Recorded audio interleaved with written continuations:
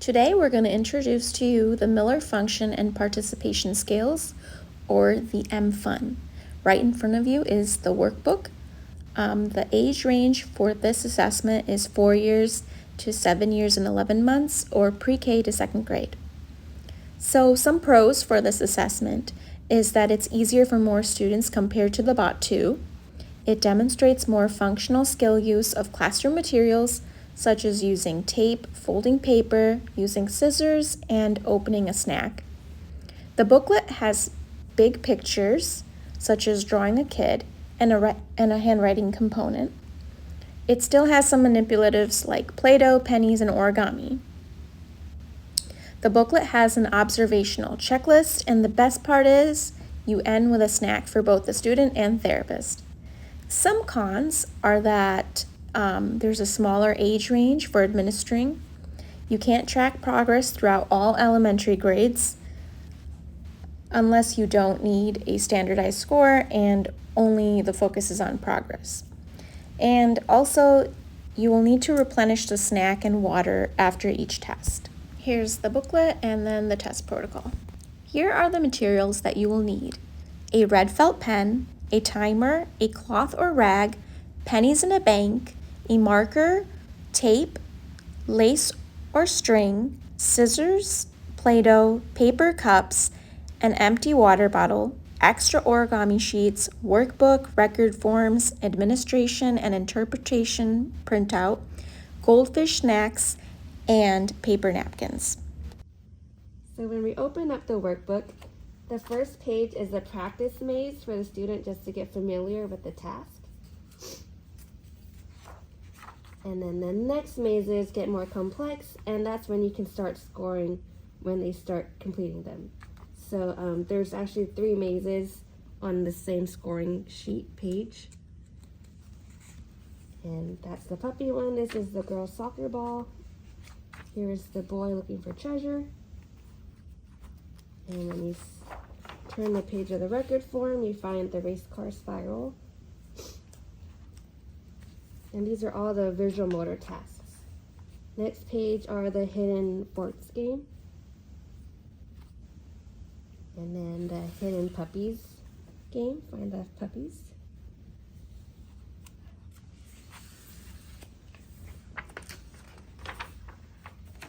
And the next one is the draw a kid game. So you're actually going to be, you would take out these origami pages, and then you would draw a kid either on this side of the blank page or this side. And on one half of the page, you would split it in half. You would draw a kid and then ask the student to try and model drawing a child as well. And then you just put a check mark on all the body parts that they included in their drawing.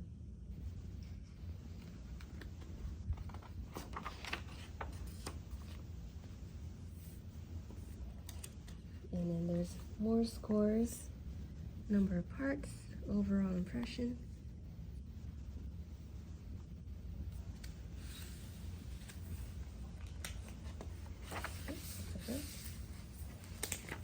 And then you move on to the writing game, which is the handwriting component of the MFUN. And the record form has both of these pages and copying the word as well. So you would score them as they traced and copied.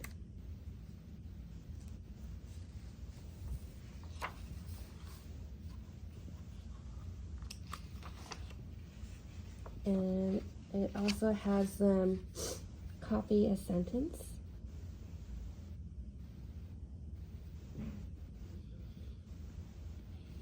And you would time how long it takes them to write the complete sentence.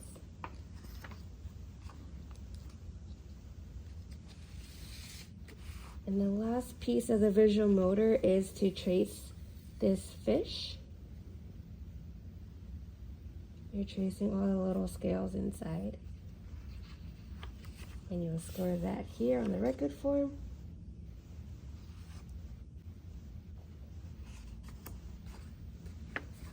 And then using this same fish, it turns into the fine motor test of the M-Fun.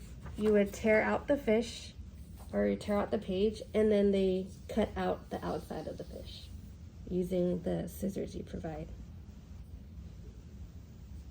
So that goes into the fine motor.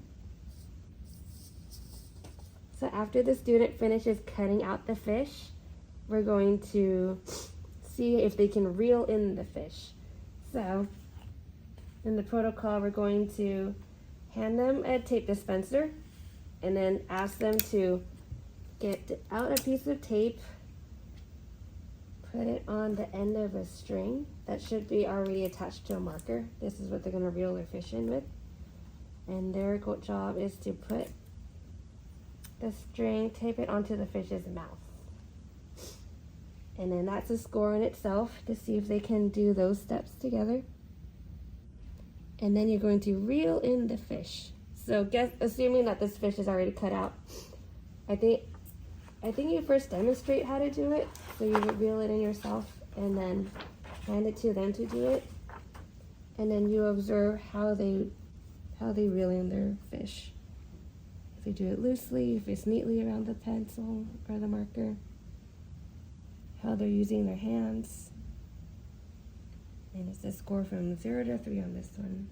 And for bilateral coordination, it's 0 to 2. And then the next fine motor task, that completes the workbook after you've torn out the origami pages. Play game is next. So that's where you take out your Play-Doh. And then following the record form, you would have them make a ball, make a cookie. So that's where you flatten the ball. You make worms with both hands. You make a worm with just your dominant hand, and then a worm with your non-dominant hand. So that's a pretty quick Play-Doh test. Next is the penny bank game. Here we have this penny bank.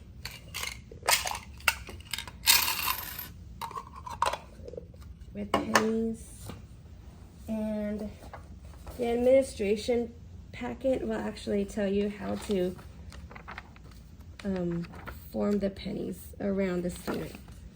So on their table, you kind of make an arc. So that's how you would present it to the student, with the bank in the center. And again, that's also timed. There's a 60-second time limit. And next are the origami games. So prior to that, the administration packet will tell you to show the towel first to the student. And you would model folding it in half, folding it again, and then you give them the towel to imitate what you just did. So that's kind of your practice. And then we would show them the cutout origami puppy. And then you would fold it for them first. This one's already pre-folded.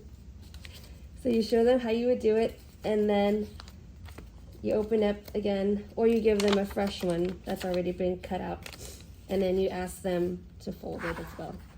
So you do that for folding the dog. And then same thing with the fish.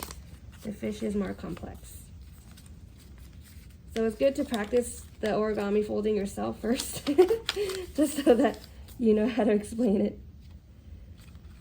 So you would show them and then hand it to them a fresh one that doesn't have the lines already folded for them, and then see how they fold it, and then you would score. This one has 6 folds, and the puppy only has 4.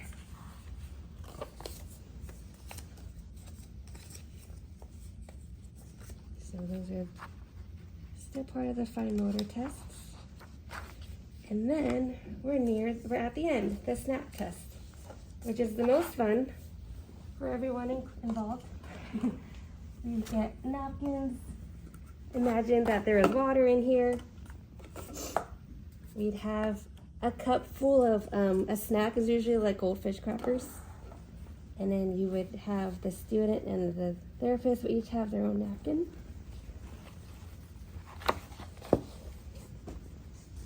I can have this with you. I believe the administration packet goes through your script for snack time. You would say, let's have a snack. You hand the child the water bottle, and then you would have them open the water bottle. And then you'd see how the student pours water into your cup and their cup. And then same thing with the crackers. It would be in a cup, and then you would have them put crackers on a napkin for both of you as well. And you would enjoy a snack together.